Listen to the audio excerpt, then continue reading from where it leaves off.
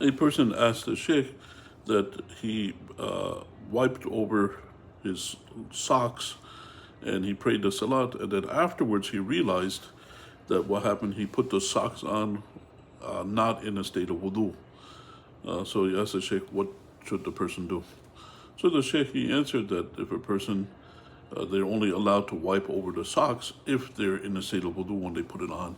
And if they put it on, they were not in a state of wudu, it's not allowed to wipe over it. So therefore, the person, they prayed without being in a state of the wudu, and the salat is void, it doesn't count. So a person has to repeat all those salats, all those prayers, because they're invalid, because the person, they prayed them without being in a state of wudu. That's the answer that they have. And that's something that a person, they have to make sure that they do the salat properly, otherwise it's invalid. Make sure that the person is in the correct wudu.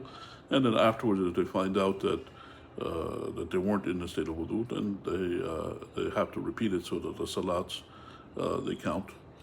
And the thing about the wiping over the socks, there is many of the ulama, they say they have to be thick socks.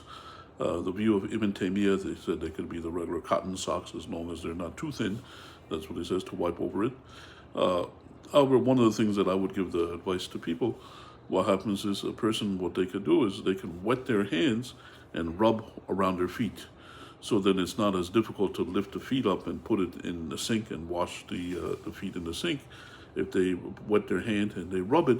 And this is the view in the Maliki school. He goes by that, the dalak, to rub. So if a person, they do that, then it's easy for a person to rub their feet on the ground. They don't have to go through the trouble of pouring the water on it. So that's the view in the Maliki school. However, in the Hanbali schools, they say you have to pour the water on the feet, so that's another issue. But it's fine for a person to take the view in the other school. There's nothing wrong with that. And so that's what I would give the advice for people.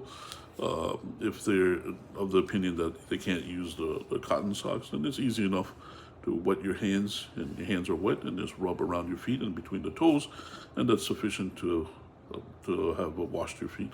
And that's the view in the Maliki school, the rubbing, and they use very little water when they do the wudu in the Maliki school. And Allah knows best, and may peace and blessings be upon Prophet Muhammad sallallahu alaihi wasallam.